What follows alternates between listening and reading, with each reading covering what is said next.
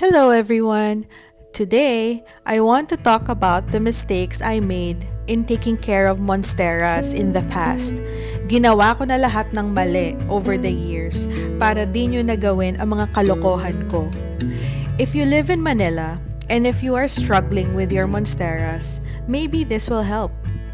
So as a background lang, Monstera is my most favorite plant family. Madaming types of monsteras. Pero I will just focus on Monstera Deliciosa for today. And pwede na din natin isama ang Borsi since halos pareho lang naman yan. Ibang-iba talaga ang audience impact ng Monstera Deliciosa. That's why we have it almost in every corner of our house. And I can say na finally, as in, Diyos ko po, finally all our monsteras are thriving na. Pero it wasn't like that before. Eto ha, this monstera na nasa leka, guess what? Those are our 3 original monsteras dati. Mature plants yan dati. At ganyan na lang sila ngayon, yan na lang ang natira. At dahil yan sa mga mistakes ko dati, nag-revert na sila to juvenile. And imagine ha, 3 malalaking monsteras na mature yan dati. Naging ganyan na lang siya. Pero at least buhay pa sila, 'di ba? Which proves na impossible to kill ang monstera. But at the same time, yung mga mistakes ko dati, I will share para maiwasan nyo na mangyari din sa inyo ito. So I will share top 5 mistakes I made with our monsteras before. So mistake number 1, light. One of my biggest mistakes when it comes to monsteras is light. About 4 years ago, mali ang placement ko sa mga monstera namin. We have a sunroom which gets southern light exposure.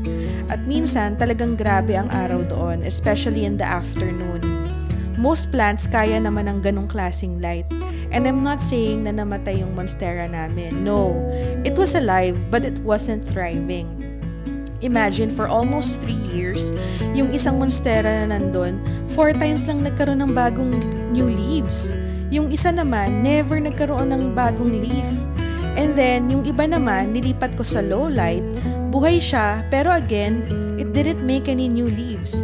Para siyang Goldilocks. Dapat not too much light and not too low of a light. It should be just right. So, bright indirect light, yun yung tama. And hindi dapat masyadong naiinitan. Kasi yung heat, nakaka-dormant din ng plant yan ha, yung pag nahi-heat stress sila. So, yung mga monsteras namin, merong mga close to the window. Yung iba naman, nasa sunroom pa din, pero pag summer, nilalagyan ko ng cloth para ma-protect sila sa too much sun and too much heat. And they respond to it.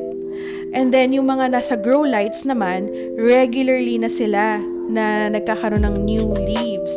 Which leads me to my mistake number 2, not using grow lights sooner. So, I am a really big fan of grow lights. I have been using grow lights for 4 years already. And I'm proud to call myself the grow light queen, o diba? Pero for some reason, hindi ko naisip na gumamit ng grow light for the monstera. I didn't think that it needed grow lights. And I started to experiment lang to put it under grow lights. And wow, the results are amazing. They are very happy under grow lights. I have 3 monsteras that are currently growing under grow lights. Yung 2 are making new leaves every other month. Yung isa naman every month. Samantalang dati, about 4 or 5 years ago, hirap na hirap talaga ako magkaroon ng new leaves kahit na may araw. So grabe, imagine if dati ko pa siya nilagay under grow lights, edi sana sobrang dami na namang giant na monsteras. So big mistake talaga on my part na hindi ako gumamit ng grow lights sooner. Mistake number 3, soil. Nako, ang mistake na ito ay nagawa ko na not just sa monsteras but halos sa lahat ng older plants namin. Malay ko ba na not all lupa is created equal? Malay ko ba na may mga hampas lupa na mga lupa? So before, I didn't care at all what kind of soil I would use for the monstera. And worst, 2 of our older monsteras, gumamit ako ng loam soil. Naku, wala lang kasi yun yung available. So yun yung binili. And at that time, Diyos ko, ang loam soil na yan, 3 buwan na yata, hindi pa natutuyo. And not only that, I never added new soil for maybe 2 years. So wala nang nutrients na nakukuha yung plant. Monsteras are giant plants, kaya nga monstera, which means they need good soil to help it with growth. So now, I use a specific soil mix. I use Cedar Hills Puro soil mix with pumice and wonderworm. And all our monsteras are happy. It gets the right amount of nutrients and it dries out much faster. Pero friends, if you want to change your soil now, do not repot ha. Just top up your soil and mix it with the older one. And just keep doing that until ma-flush out yung older soil. Wag na wag kayong magre-repot just to change the soil. Why? Well, this leads me to mistake number 4, repotting too soon. One of my biggest mistakes talaga ang repotting. As in, ito yung number 1 major mali ko. Naku po. Yung 3 monsteras that I showed, again, ito yung nasa leka. Victims of repotting yan. So, ang monsteras, they take a lot longer to acclimate and adjust if you repot it without any valid reason. So, wag talaga kayo magre-repot agad. Matuto kayo sa mga mistakes ko, friends. Pagkakamali ko talaga yan. I have a Thai constellation, 3 years old na.